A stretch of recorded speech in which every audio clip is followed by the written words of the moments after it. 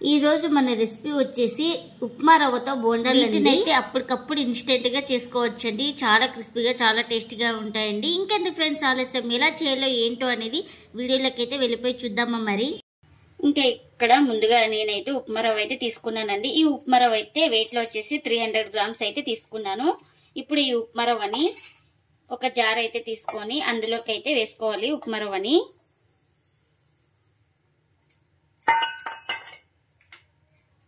ఇంకా మూత పెట్టేసుకొని 1 నిమిషం పాటు గ్రైండ్ చేసుకోవాలి. ఇంకా గ్రైండ్ చేసుకున్న తర్వాత అయితే ఒక బౌల్లోకి అయితే వేసుకోవాలండి రవ్వను. ఇంకా మనకు ఈ విధంగా అయితే గ్రైండ్ చేసుకోవాలి. చూడండి ఇక్కడ చూపిస్తున్న విధంగా అయితే అంత స్మూత్ గా కాదు, అంత బరకగా కాదు, ఇంకా మీడియం అయితే ఉండాలి మనకు. ఇప్పుడు ఏ కప్తో తీసుకున్నామో రవ్వనైతే ఆ కప్పుకి అయితే 150 గ్రామ్స్ పెరుగండి. 300 గ్రాములు రవ్వ అయితే 150 గ్రామ్స్ పెరుగు తీసుకోవాలి. అలాగే ఇందులోకి కొంచెం వాటర్ కూడా వేసుకోవాలి. ఇందులోకి ఇంకా రుచికి తగినంత సాల్ట్, అలాగే ఒక పావు టీ స్పూన్ వంట సోడా అండి. ఇంకా ఇవన్నీ వేసేసుకొని స్పూన్తో బాగా కలిపేసుకుందాం.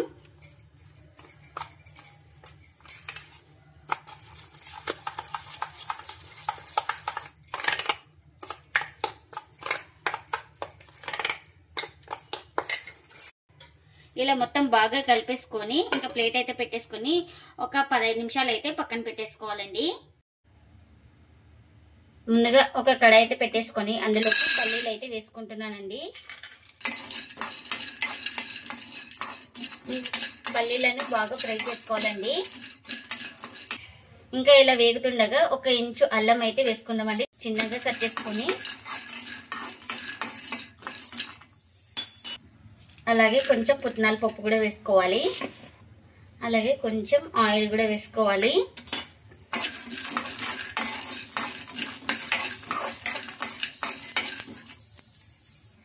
ఇంకా చూడండి మనకు పల్లీలు కూడా బాగా ఫ్రై అయిపోయినాయి. ఇంకా స్టవ్ అయితే ఆఫ్ చేసుకుందామండి. చల్లారిన తర్వాత అయితే గ్రైండ్ చేసుకోవాలి. ఇంకా చల్లారిన తర్వాత ఇంకా జార్లోకి అయితే తీసుకుంటున్నానండి.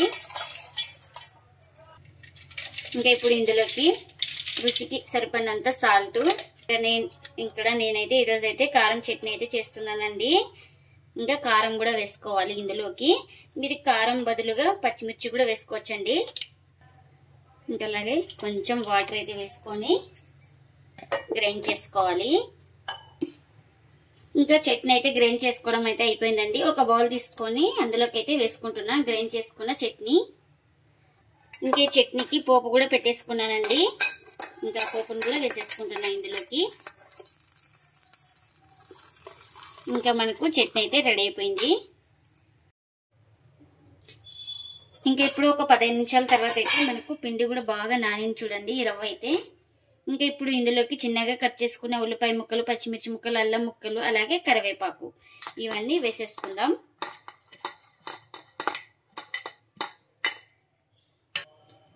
ఇంకా 1 స్పూన్ దాకా జీలకర్ర కూడా వేసుకోవాలి.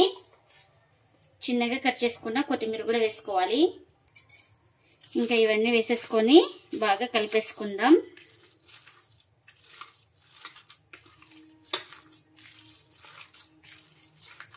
ఇలా బాగా ప్రెస్ చేసుకుంటూ కలిపేసుకోవాలి.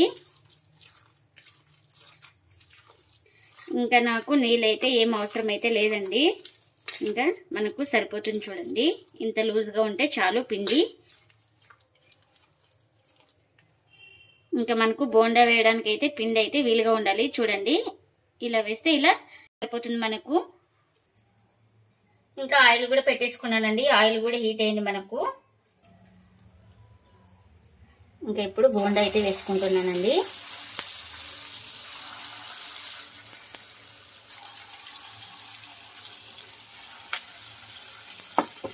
కొంచెం దూరంగానే వేసుకోవాలి.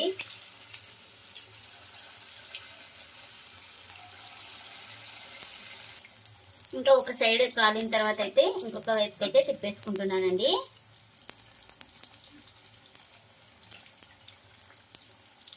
ఇప్పుడు ఒకే రకం మైదా పిండి బోండాలు కాకుండా ఇలా గోధుమ రవ్వతో చేయండి. చాలా హెల్త్ కూడా చాలా మంచిదండి. టేస్ట్ అయితే సూపర్ ఉంటుంది. మనం ఈ బోండాలు వేసేటప్పుడు అయితే హై ఫ్లేమ్ లో పెట్టుకొని వేసుకోవాలండి. తర్వాత వేసిన తర్వాత అయితే లో ఫ్లేమ్ లో పెట్టుకొని కాల్చుకోవాలి. లోపల దాకా బాగా కాలుతుంది. ఇంకా వీటిని అటు ఇటు తిప్పుకుంటూ రెండు వైపులా బాగా గోల్డెన్ కలర్ వచ్చే వరకు అయితే ఫ్రై చేసుకోవాలండి. అది లో ఫ్లేమ్ లోనే పెట్టి కాల్చుకోవాలి. ఇంకా ఇప్పుడు ఇవి బాగా కాలినాయి కదండి, ఇంకా ప్లేట్లోకి అయితే తీసుకుంటున్నా.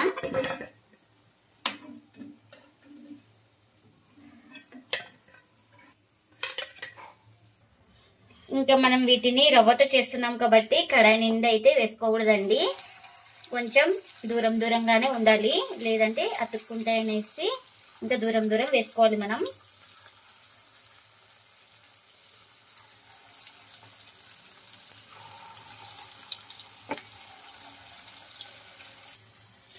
ఇంకా మనం ఒక సైడ్ కాలిన తర్వాత తిప్పేస్తున్నానండి. మనం తిప్పుకునేటప్పుడు ఒకవైపు బాగా కాలిన తర్వాతనే మనకు ఇంకొక వైపుకి అయితే తిప్పేసుకోవాలండి. వెంటనే తిప్పేయకూడదు.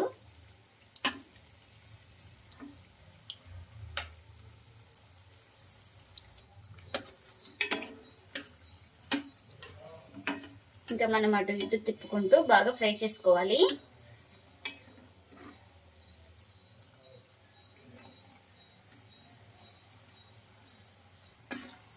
ఇంకా అన్ని మనం ఇలానే చేసుకోవాలండి. ఇంకా ఇవి కూడా రెడీ అయిపోయినాయండి. ఇంకా ప్లేట్లోకి అయితే తీసుకుంటున్నా వీటిని కూడా.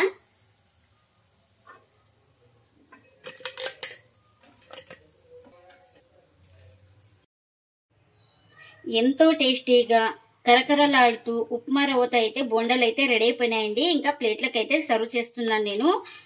మనం ఎప్పుడు ఒకే రకం కాకుండా ఇలా రవ్వతో ఉప్మా రవ్వతో చేసుకొని చూడండి. మీరు కూడా ఇంకా అవే కావాలంటారండి,